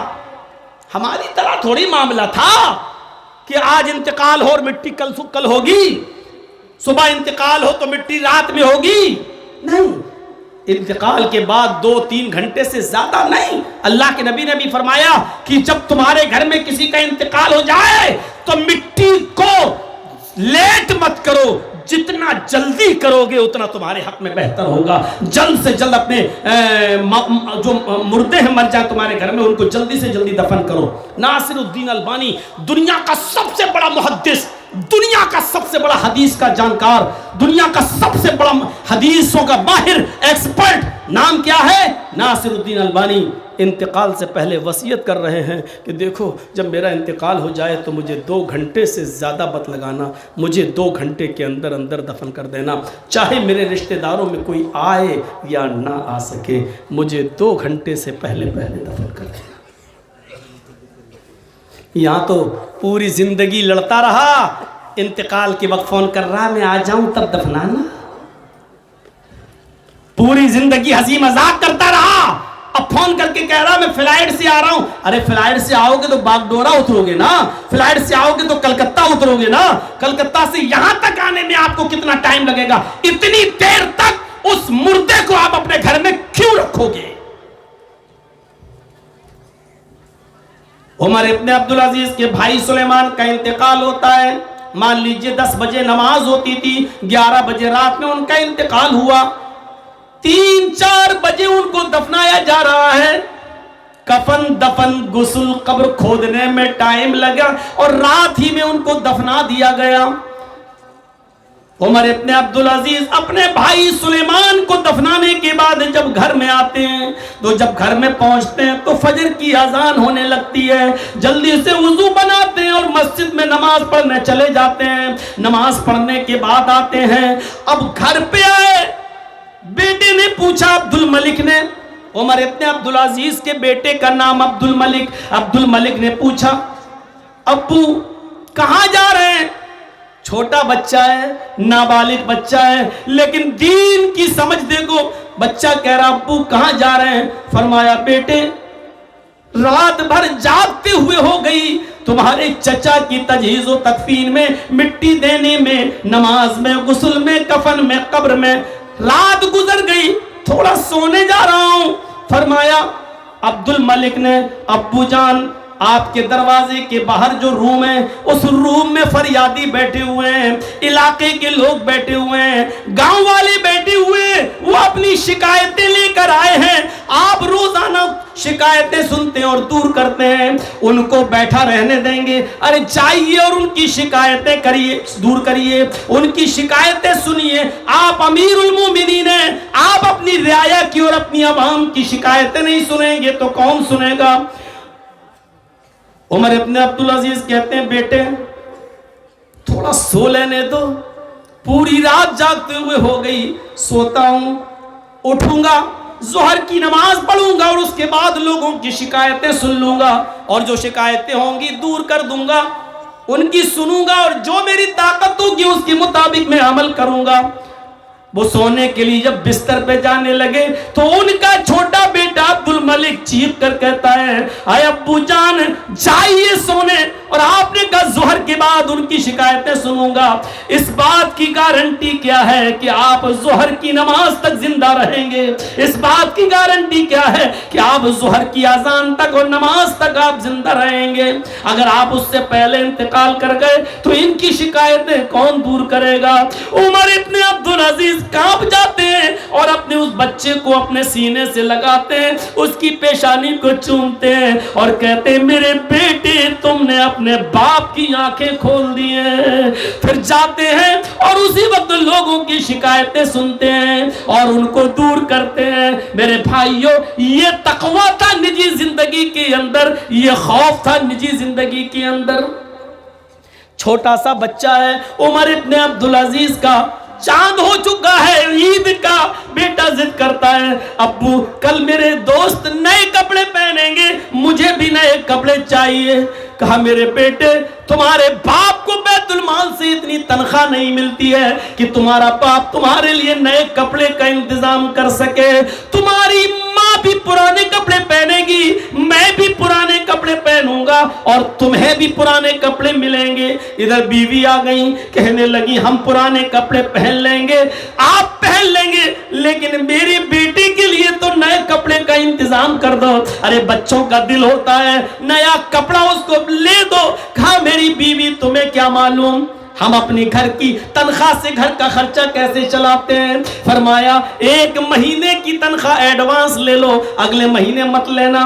عمر ابن عبد العزیز نے لیٹر لکھا، عمر ابن عبد العزیز نے لیٹر لکھا اور لیٹر لکھنے کے بعد اپنے خزانچی کو کہ 1 مہینے کی تنخواہ تم ہمیں پیشگی دے دو، پہلے دے دو، ایڈوانس دے دو، اگلے مہینے ہم کٹوا دیں گے، ہمیں تنخواہ نہیں دینا۔ جس لیٹر پر کاغذ پر لیٹر لکھا تھا ان کے خزانچی نے اسی کاغذ پر اپنی طرف سے کچھ لکھ دیا اور قاصد سے کہا یہ واپس لے جاؤ اور عمر ابن عبد العزیز کو دے دینا۔ جب عمر ابن عبد العزیز کو دوبارہ لیٹر دیا گیا، انہوں نے کہا تم تنخواہ لے کر نہیں آئے ہو؟ کہا نہیں، آپ کے خزانچی نے لیٹر پر کچھ لکھ دیا ہے۔ اس کو پڑھا تو یہ لکھا تھا امیر المومنین آپ کا حکم سراخوں پر، آپ کے حکم کے مطابق میں قرض دینے کے لیے تیار ہوں، 1 مہینے کی تنخواہ ایڈوانس دینے کے لیے تیار ہوں، لیکن اس بات کی گارنٹی کیا ہے کہ آپ اگلے مہینے تک زندہ رہیں گے؟ اگر آپ کا انتقال ہو گیا تو یہ ایڈوانس تنخواہ جو جا رہی ہے اس کو واپس کون کرے گا؟ جب تک آپ ضمانت ہی نہیں دیں گے آپ کو 1 مہینے کی تنخواہ ایڈوانس نہیں ملے گی۔ عمر ابن عبد العزیز اپنی بیوی کو بلا کر مسکراتے ہوئے کہتے ہیں میری بیوی جس امیر کا खजांची इतना ईमानदार हो, उस इलाके के प्रेसिडेंट को, अमीर को कितना ईमानदार होना चाहिए।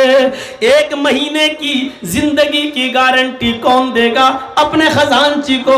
ओ मेरी बीवी, मुझे तो इस बात की भी गारंटी नहीं है कि हम कल सुबह उठकर ईद की नमाज भी पढ़ पाएंगे या नहीं पढ़ पाएंगे। फिर कर्ज नहीं लिया। सुबह दुनिया ने देखा कि उमर इब्न अब्दुल अजीज की बीवी भी पुराने कपड़े पहने हुए है, और उमर इब्न अब्दुल अजीज के जिस्म पर वो कपड़ा है जिसमें जोड़ लगा हुआ है, ये अमीरुल मोमिनीन है, ये प्रेसिडेंट है, जोड़ लगा हुआ कपड़ा पहनकर ईद की नमाज पढ़ा रहा है। और दुनिया ने देखा कि उमर इब्न अब्दुल अजीज का बच्चा भी पुराने कपड़े पहन कर आया हुआ है। कैसा लग रहा है? इन वाकयात की रोशनी में जरा अपने गरीबानों में झांको। एक ही दिन में डबल इनकम हो जाए, तिबल हो जाए, 4 गुना हो जाए। जो लोग ऐसा बिजनेस कर रहे हैं, जरा वो तसव्वुर करें कैसा लग रहा है। हम जरा सोचे तो सही, ये सूदी कारोबार करने वाले, सूद और ब्याज खाने वाले, अरे रूह क्यों नहीं कांपती अंदर से? तुम्हारा दिल कैसे गवारा कर लेता है कि किसी को 1 लाख रुपए दो और 2 महीने 3 महीने के बाद उससे 1,10,000 या 1,20,000 लो? कैसे ज़मीर गवारा कर लेता है? दिरहमु रिबा याकुलुहु रजुलु वहुवा यअलमु अशद्दु मिन 36 ज़नियतन, रवाहु तिर्मिज़ी। अल्लाह के नबी मोहम्मद रसूलुल्लाह सल्लल्लाहु अलैहि वसल्लम ने फरमाया, सूद, रिबा, सूद, इसके बारे में कि जिसने सूद का 1 दिरहम खाया, अभी बताया 1 दिरहम 4 आने का होता है, 1 रुपया भी नहीं, 54, अब तो नहीं दिखती है। जिसने सूद का 1 दिरहम खाया, दिरहम रिबा, सूद का 1 दिरहम, याकुलुहु रजुलु वहुवा यअलम, जिसने खाया जानबूझ कर कि ये सूद का है। अब सूद मैं बोलूंगा, ब्याज समझ लीजिएगा, इंटरेस्ट।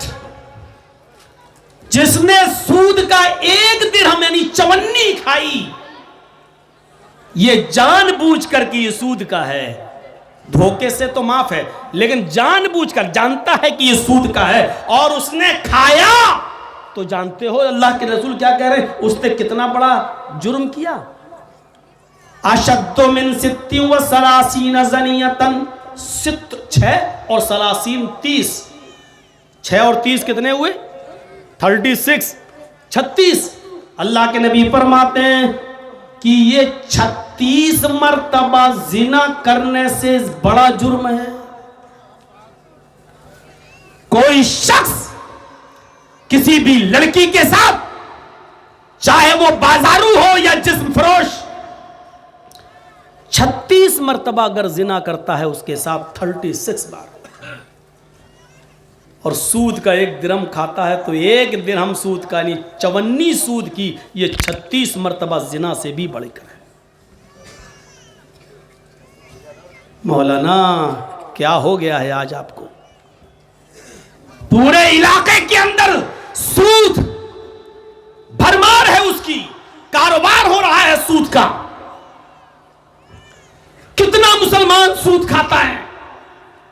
मैं उस लड़के को भी जानता हूं जिसने अपने बाप को पैसा उधार दिया था कर्ज के तौर पर, और 1 साल के बाद जब बाप ने उसका कर्ज दिया, लो बेटा 1 लाख रुपया, तो बेटे ने कहा 1 नहीं 1 10 लूंगा। कहा तू बाप से भी सूद लेगा? तो बेटे का जवाब यह था, अरे बाप क्या, बाप के बाप से भी लूंगा, तुमको क्या, तुम नहीं दोगे तो तुम्हारे बाप को देना पड़ेगा।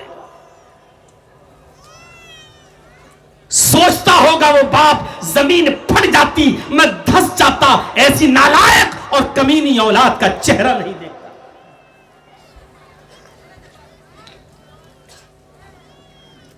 دوسری حدیث میں اللہ کے نبی صلی اللہ علیہ وسلم نے فرمایا، ابن ماجہ کے الفاظ ہیں، الربا 70 حوبا، سود اور بیاج کے 70 گناہ ہیں، سود اور بیاج کے 70 عذاب، 70 گناہ ہیں، جہنم میں اس کی 70 عذاب ہیں، سود اور بیاج کھانے والے کے 70 گناہ۔ سب سے ہلکا کیا ہے؟ ہلکے سے اندازہ لگا لو کہ سب سے بھاری کیا ہوگا۔ سود اور بیاج کے جہنم میں 70 عذاب ہیں، 70 گناہ ہیں، 70 درجے ہیں۔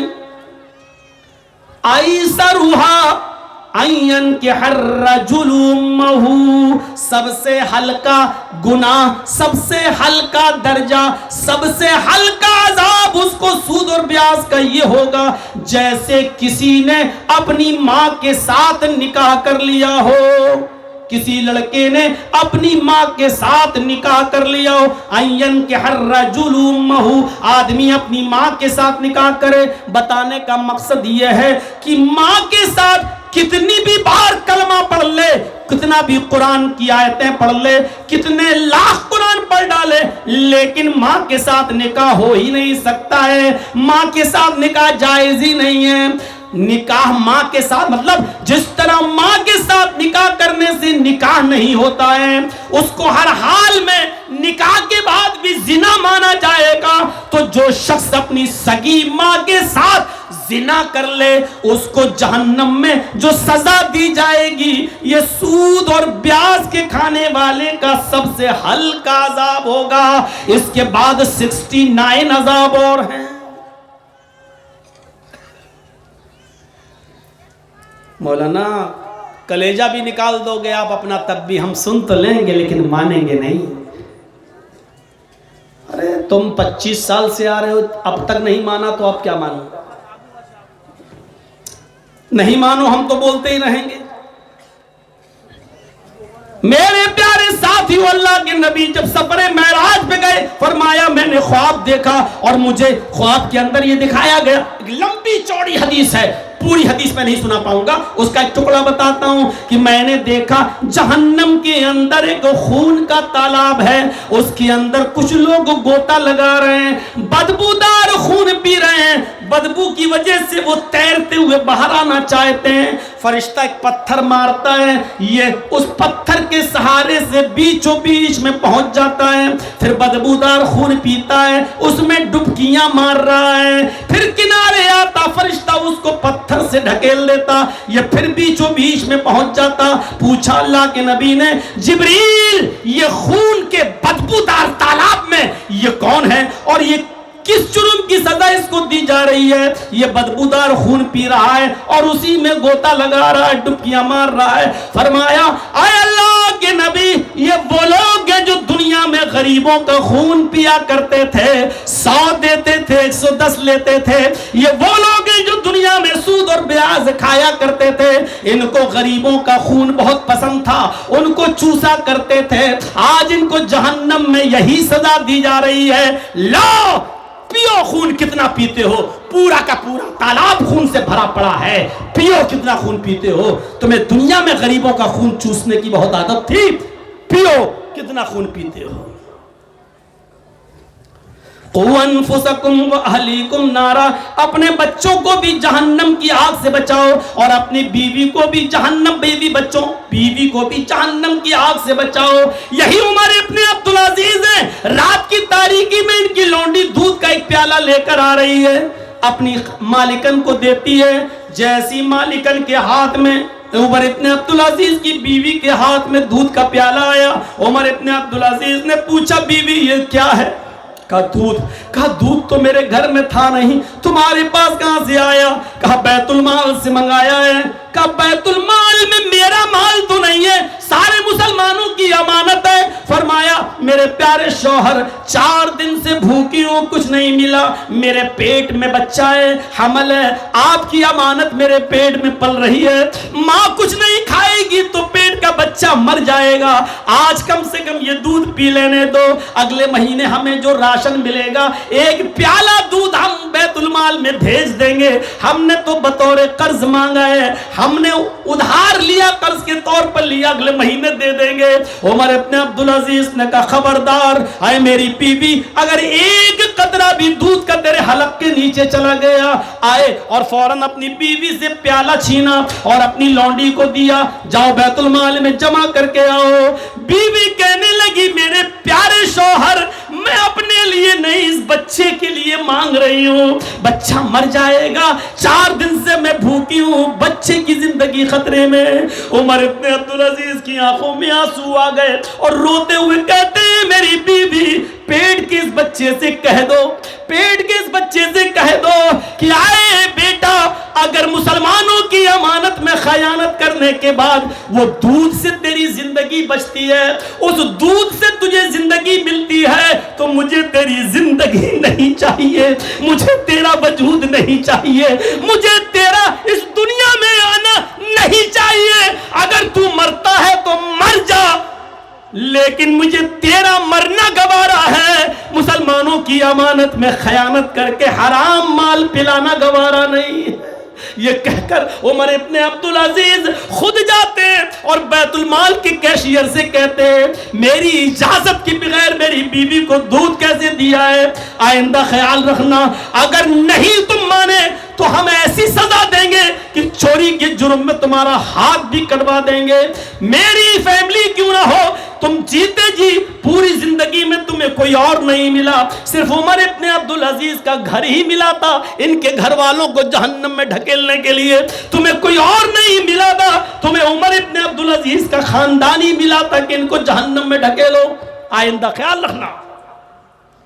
मेरे भाइयों, इन वाक़यात की रोशनी में ईमानदारी के साथ बताओ हम कैसे नजर आते हैं, हमारी हालत क्या है बताइए, और फिर आज हम तसव्वुर करें, जिंदगी को देखें और देखें कि हम क्या खा रहे हैं और क्या पी रहे हैं और हमारा हिसाब किताब क्या है। एक तरफ हालात ऐसे,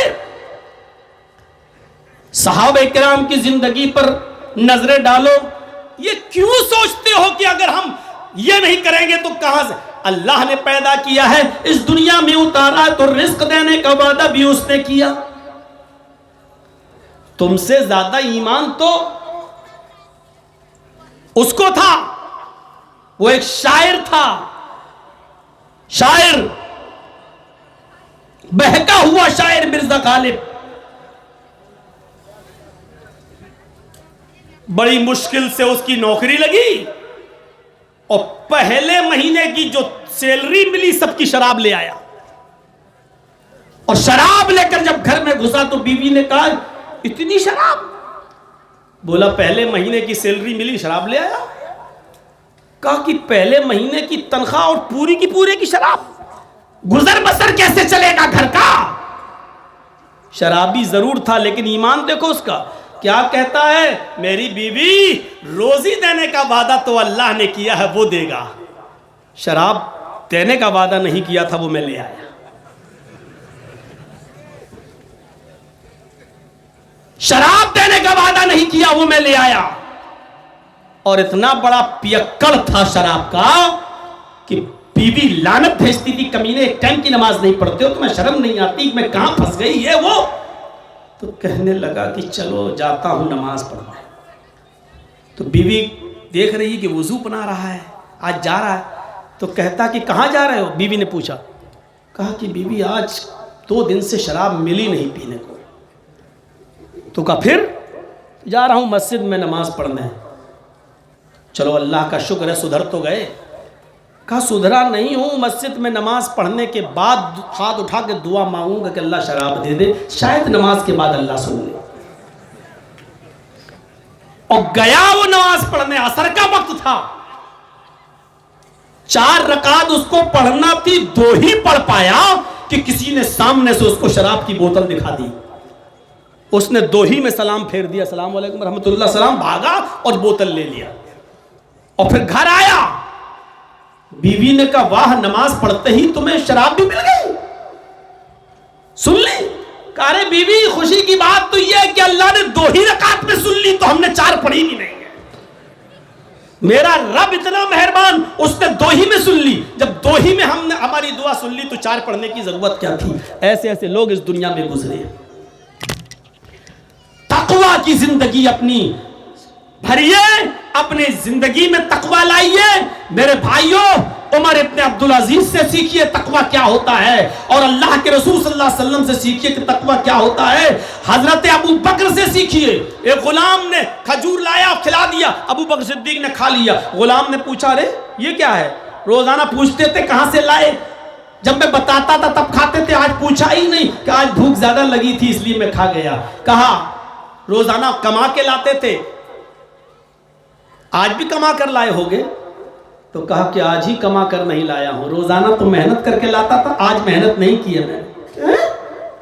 پھر ارے وہ کسی دوست کی بیوی کو میں نے دیکھا، اس کا پیٹ بڑا تھا تو میں نے اس کو دیکھ کے کہا کہ بھابھی کو بیٹا ہوگا. کہانت گڑی تھی میں نے. تو اس نے پوچھا تھا مجھ سے، میرے دوست نے، تمہیں کیسے معلوم کہ بیٹا ہوگا؟ تو کہا رے میں تو پیٹ دیکھ کے بتا دیتا ہوں کہ بیٹا ہے کہ بیٹی، میں بہت پہنچا ہوا ہوں. یہ میں نے 1 مہینہ پہلے اپنے دوست سے کہا تھا، آج میرے دوست کو بیٹا ہی ہوا ہے، اس کی بیوی کو.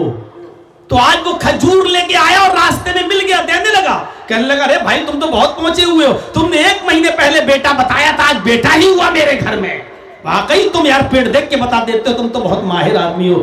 اب اس نے دیا کھجور تو میں نے لے لیا اور میں لایا، وہ آپ نے پوچھا نہیں اور کھا لیا. تو کہا کہ تمہیں معلوم تھا اس کے پیٹ میں لڑکا ہے؟ کہا نہیں، یہ کس کو معلوم ہے؟ پھر ارے میں نے تو دھول میں لاٹھی ماری اور نشانے پہ لگ گئی، میں نے تو ایسے ہی کہہ دیا تھا اور اس کو ہو گیا. حضرت ابو بکر صدیق نے کہا یہ تو حرام ہے، ماں کے پیٹ میں بیٹا یا بیٹی یہ تو صرف اللہ جانتا ہے. پھر ارے اللہ کی بات آپ لوگ کر رہے ہیں، ہم تو بھائی مومن نہیں، ہم تو ہمیں ملا ہم لے آئے. ابو بکر صدیق نے کہا کہ میں تو کھا گیا، یہ تو حرام تھا. تو کہا بھی آپ سمجھیں. کہا پانی لاؤ، پانی پیا. اوفو، 1 کھجور کھایا تھا زندگی میں، وہ بھی دھوکے سے. پانی پیا. بخاری کی حدیث کے الفاظ، 3 انگلی لی منہ میں آ کر کے کلا کیا، پھر پانی پیا، پھر انگلی ڈالی اور پھر تھوکا، پھر پانی پیا اور پھر انگلی ڈال کر قے کیا. اس وقت تک پانی پیتے گئے اور قے کرتے گئے جب تک کہ یقین نہیں ہو گیا کہ جتنا کھایا تھا کھجور سب نکل گیا ہوگا. اس کے بعد کہا جو حرام کا 1 لقمہ کھاتا ہے اللہ تعالیٰ اس کے دل پر ایک سیاہ نقطہ بٹھا دیتا ہے. سیاہ نقطہ، سیاہی کا ہلکا سا. اگر وہ توبہ کر لیتا ہے تو وہ نقطہ مٹ جاتا ہے، وہ دھبا مٹ جاتا ہے، اور اگر وہ توبہ نہیں کرتا تو یہ دھبا پھیلتا رہتا ہے، بڑا ہوتا رہتا ہے، اور ایک وقت آتا ہے پورے دل کو کالا کر دیتا ہے. اور جب انسان کا پورا دل کالا ہو جاتا ہے تو اس کو پھر پرواہ نہیں ہوتی کہ یہ مال جو مجھے ملا ہے یہ حلال کا ہے یا حرام کا ہے. آنے تو جیسا بھی آ رہا ہے. اللہ کے نبی نے فرمایا یاتی علی الناس زمان لا یبالی المرء اخذ من الحلال ام من الحرام. ایک زمانہ ایسا آ جائے گا کہ لوگوں تم دیکھو گے کہ لوگ اتنے مدہوش ہو جائیں گے، ان کو اس بات کی پرواہ بھی نہیں ہوگی کہ ہمارے پاس جو مال آ رہا ہے وہ حلال کا مال ہے یا حرام کا. ان کو اس بات کی پرواہ ہی نہیں ہوگی. وہ آنے دو جہاں سے بھی آ رہا ہے. آج یہی سوچ بن چکی ہے ہماری، مال جہاں سے آ رہا آنے دو، حلال کا یا حرام کا ہمیں نہیں معلوم. میرے بھائیوں، اللہ کے نبی صلی اللہ علیہ وسلم نے یہی تو فرمایا تھا. ورنہ ابو بکر صدیق کا تقویٰ تو یہ تھا کہ وہ اٹھتے بیٹھتے چلتے پھرتے یہ دعا پڑھتے رہتے تھے، اللہم انی ظلمت نفسی ظلما کثیرا ولا یغفر الذنوب الا انت فاغفر لی مغفرۃ من عندک وارحمنی انک انت الغفور الرحیم. آئے اللہ، میں نے اپنے نفس پر، میں نے اپنی جان پر بہت ہی زیادہ ظلم کیا ہے اور میرے ان گناہوں کو تیرے علاوہ کوئی معاف نہیں کر سکتا. یہ ابو بکر صدیق ہیں جن کو جنت میں جانے کا سرٹیفکیٹ ملا ہوا ہے، پھر بھی کہہ رہے ہیں اللہ میرے ان گناہوں کو تیرے علاوہ کوئی معاف نہیں کر سکتا ہے. بخاری کا وہ واقعہ اٹھاؤ، میری ماں بہنوں تم سنو، تمہارے لائق ہے واقعہ کہ ایک شخص ہے، اس کی بہن چچیری، چچا زاد، اور چچا زاد بہن سے رشتہ جائز ہے، لیکن یہ لڑکا अपनी उस चचेरी बहन पर आशिक था, लेकिन मोहब्बत एक तरफा थी। उस लड़की को नहीं मालूम कि मेरा चचेरा भाई मुझे चाहता है। एक तरफा मोहब्बत, अपने चचा की जिंदगी में ये उस लड़की से नहीं मिल सका। उस लड़की की शादी हो गई और वो अपने घर चली गई। एक दिन आया, लड़की का बाप भी इस दुनिया से चला गया। फिर एक दिन आया कि लड़की का शौहर सख्त बीमार हो गया। उसके घर खाने के लाले पड़ने लगे, दवा का पैसा नहीं है। वो अपने चचेरे भाई के पास आती है और कहती है, मेरे चचेरे भाई यब्नाम, मेरी कुछ मदद कर। आए मेरे चचा के बेटे, तेरी बहन इस वक्त बहुत परेशान है, बाप का इंतकाल हो चुका है, मेरा शौहर बिस्तर पर लेटा हुआ है, उठने के काबिल नहीं है, मेरे बच्चे भूखे हैं, मेरी कुछ मदद कर दे। उसने आज अपने दिल की बात कह दी कि आए मेरी चचेरी बहन, हम तुमको बहुत दिनों से चाहते हैं, अपने चचा की जिंदगी में हम अपना प्यार का इजहार नहीं कर पाए, मुझे आज भी तुम्हारी जरूरत है। ठीक है, मैं तुम्हारी मदद करने के लिए तैयार हूं, तुम जो कहोगी तुम्हें दे दिया जाएगा, लेकिन वादा करो कि आज की रात तुम्हें मेरे साथ गुजारना होगी, आज की रात तुम्हें मेरे साथ सोना होगी। उसकी नजर बच्चों पर गई, लेटे हुए बिस्तर पर लंबे लंबे अपने शौहर की तरफ गई। अल्लाह, कौन सी इम्तिहान में तूने मुझे डाल दिया है, इसके पास आई तो रात में सोने की बात कर रहा है, अगर इसकी बात नहीं मानती तो मेरा शौहर बीमार, मेरे बच्चे भूखे, मैं क्या करूं। ना चाहते हुए भी उसने वादा कर लिया, ठीक है, अगर तेरी यही शर्त है तो मुझे अपने शौहर की जान बचाने और बच्चों के पेट पालने के लिए तेरी ये शर्त मंजूर है, तू मुझे कुछ दिरहम दे दे, मुझे कुछ दीनार दे दे, हाँ आज की रात मैं तेरे पास आ जाऊंगी। उसने खुशी खुशी दे दिया, ये घर चली गई। चूंकि शौहर बीमार था, वो सोया, इसने बच्चों को भी खिलाया पिलाया और सुला दिया। जब रात पूरी तरह छा जाती है तो ये घर छोड़ कर आती है और अपने चचेरे भाई के पास आती है, दरवाजा खटखटाती है, दरवाजा खोला, इसने अपनी बहन, चचेरी बहन को देखा, अंदर आने को बोला, ये अंदर जाती है। इसने कहा आओ जरा बिस्तर पर आओ, लेकिन ये लड़की डर रही है, ये कांप रही है, ये थर्रा रही है, इसके होंठ हिल रहे हैं। उसने हाथ पकड़ के खींचना चाहा, इस लड़की ने उसके हाथ को हटाते हुए कहा इत्तक़िल्लाह या इब्नाम, आए मेरे चचा के बेटे, अल्लाह से डर जा, अल्लाह का खौफ अपने अंदर पैदा कर। हराम हूं मैं तेरे लिए, मैं तेरे बहनोई की इज्जत हूं, आज तक मैंने अमानत में खयानत नहीं की है, मेरी मजबूरी मुझे यहाँ खींच के ले आई है। अरे तू अल्लाह से डर जा, जहन्नम के फरिश्ते हमारे इंतजार में होंगे, कब्र के फरिश्ते हमारे इंतजार में होंगे। चंद मिनटों की लज्जत, चंद मिनटों का तलज्जुज़, चंद लम्हों का इंजॉय पूरी जिंदगी को क्यों तार तार कर रहा है, क्यों अजाबदार बना रहा है। अल्लाह से डर जा, इत्तक़िल्लाह या इब्नाम, आए चचा के बेटे मेरे करीब मत आ, उस मोहर को मत तोड़ जो अल्लाह ने तेरे लिए हराम कर दिया है। इतना कहना था, उसका दिल भी कांप गया। दिल से जो आह निकलती है वो असर रखती है, पर नहीं ताकत परवाज मगर रखती है। ये बात दिल से निकली थी, उसने फौरन छुटकारा दे दिया। आए मेरी कजिन सिस्टर, मेरी बहन, जा, तू एक गुनाह पर इतना डर रही है, हालांकि वो गुनाह भी तुझसे हुआ भी नहीं, अभी तूने वो काम किया भी नहीं, फिर भी इतना डर रही है। हाय मेरी तबाही, हाय मेरी बर्बादी, मेरी तो पूरी जिंदगी गुनाहों में गुजर गई। जा, मैंने तुझे छोड़ दिया और वो कर्ज भी हमने माफ कर दिया तेरे ऊपर, और कुछ मदद कर रहा हूं। उसने थैली खोली और भी मदद कर दी और कहा जा। जब वो दरवाजे पे पहुंची तो ये कहने लगा, आए मेरी बहन, कल कयामत के दिन जब अल्लाह मुझे मेरे गुनाहों की सजा देते हुए जहन्नम में डाले तो वहां खड़ी होकर इतना जरूर कह देना कि अल्लाह, जब मैंने कहा इससे इत्तक़िल्लाह, अल्लाह से डर, तो फौरन ये तेरे खौफ से डर गया, तुझसे سے ڈر گیا اور تیری خوف کی وجہ سے, تیرے ڈر کی وجہ سے اس نے مجھے نہیں چھوا. اتنی گواہی دے دینا اللہ کے سامنے, شاید تیری اس گواہی کی وجہ سے اللہ مجھے بخش دے, اللہ مجھے اوپر رحم کر دے اور اللہ مجھے جنت میں داخل کر دے. اس نے کہا ٹھیک ہے, اور یہ چلی گئی. میرے بھائیوں, اس زمانے کی لڑکیوں پر نظریں ڈالو, قریب پہنچ چکی ہے, مجبوری بھی ہے, کانپ رہی ہے, تھرا رہی ہے. تق اللہ اپنا, اے میرے چچیرے بھائی اللہ سے ڈر جا. کیسی پاک باز عورتیں تھی, اللہ سے کتنا ڈرا کرتی تھی. میری قوم کی بیٹیوں, میری قوم کی بچیوں, آج تمہیں کیا ہو گیا ہے؟ آج تم کس کس طریقے کی بے پردگی کا مظاہرہ کر رہی ہو؟ آج تم ٹک ٹاک پر, انسٹاگرام پر کس کس طریقے سے ویڈیوز بنا رہی ہو؟ آج تمہاری شرم و حیا کہاں چلی گئی؟ کل تک تمہارے خوبصورت چہروں اور گالوں کو آسمان کی نگاہوں نے بھی نہیں دیکھا تھا. آج جو چاہے تمہیں دیکھتا پھر رہا ہے, جو چاہے آج تمہارے حسن اور تمہارے چہرے کی خوبصورتی کو دیکھتا ہے. میرے بہنوں, میری قوم کی بچیوں, اپنے آپ کو اللہ سے ڈرنے والی بناؤ. حضرت فاطمہ کی طرح پردہ اپنی زندگی میں پیدا کرو. ابو داؤد کی اس روایت پر نظر اٹھاؤ کہ ایک عورت تھی جس کا بیٹا میدان جنگ میں لڑ رہا ہے اور لڑتے لڑتے شہید ہو گیا. کسی نے خبر دی کہ تیرا بیٹا میدان جنگ میں قتل کر دیا گیا. اس نے چادر اوڑھی, ہاتھوں میں گلیوز پہنے, پیروں میں ساکس موزے, اور میدان جنگ کی طرف بھاگ گئی.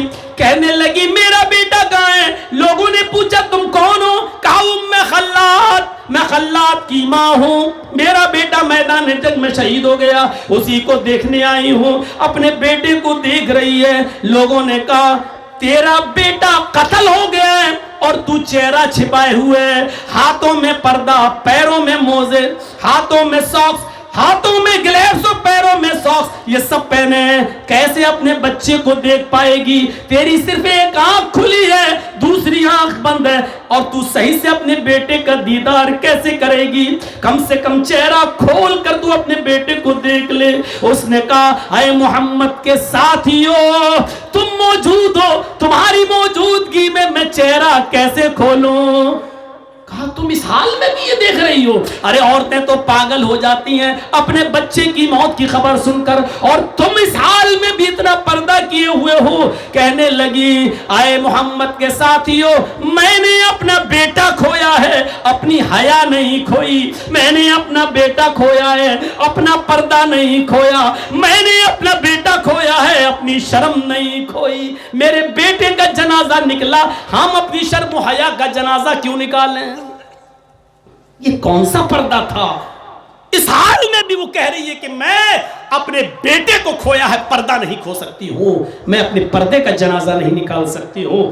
یہ چند بنیادی باتیں تقوی کے تعلق سے ہم نے آپ کے سامنے رکھی ہیں. اٹھنے سے پہلے تھوڑا سا ایک ریکویسٹ ہے میری, یہ مسجد کا کام ہے آپ کا جو یہاں ہو رہا ہے. ہم نے زندگی میں کبھی چندہ وندہ کیا ہے نہیں, نہ میں جانتا ہوں چندہ کیا ہوتا ہے. ایک دو بار میں نے نکلا ہوں اپنے علاقے کی مسجد کے لیے اور کبھی مدرسے کے لیے, لیکن اب وہ کام پورا ہو چکا ہے اس لیے آتا بھی نہیں ہوں. تو میرے پیارے ساتھیوں, آپ سے گزارش ہے, ہمارے سردار صاحب نے ہم سے کہا کہ مولانا لاسٹ میں تھوڑا سا آپ ہماری مسجد کے لیے کلیکشن کر دیجئے. 25 سال سے آپ مجھے بلا رہے ہیں اور اتنی محبت آپ کہ میرے بغیر آپ کوئی جلسہ نہیں رکھنا چاہتے ہیں. آج بھی کچھ لوگ ہمارے پاس آئے, معظم پور اسٹینڈ سے تعلق رکھتے ہیں, اور وہ فروری میں ڈیٹ مانگ رہے تھے. مجبوری ہے میری کہ میری فروری میں نہیں, اور یہاں سے اب میرا آج پروگرام ختم, کل کشن گنج میں, پرسوں بس 2 دن گھر پہ رہوں گا, اور تیسرے دن کے لیے پھر میں نکل جاؤں گا بیجاپور, سرسی اور بنگلور اور کرناٹک کے دورے پر میرا سفر. تو میرے بھائیوں تھوڑی دیر 12:30 ہو رہا ہے, 12:40 تک میں آپ کے اسٹیج پر بیٹھا ہوا ہوں, اور آپ محبت مجھ سے کرتے ہیں تو یہ دیکھنا ہے کہ مجھ سے آپ کی کتنی محبت ہے, اور میرے کہنے پر آپ اس مسجد کا کیا تعاون کرتے ہیں میرے ہاتھ پر. یہ آپ لوگ موبائل بڑھا لیجئے کیونکہ اب پبلک جب آئے گی تو پھر. تو میرے بھائیوں بھی بیٹھیے, بس اتنا بتا دوں کہ من بنا للہ مسجدن بن اللہ لہ بیتن فی الجنہ, جو اللہ کا گھر دنیا میں اللہ کے لیے مسجد بنائے گا, اللہ اس کے لیے جنت میں گھر بنائے گا. تو آپ دیکھیں میرے ہاتھ پہ آپ کیا دیتے ہیں, اللہ رب العالمین اس کا پورا اجر عظیم آپ کو عطا فرمائے گا. اللہ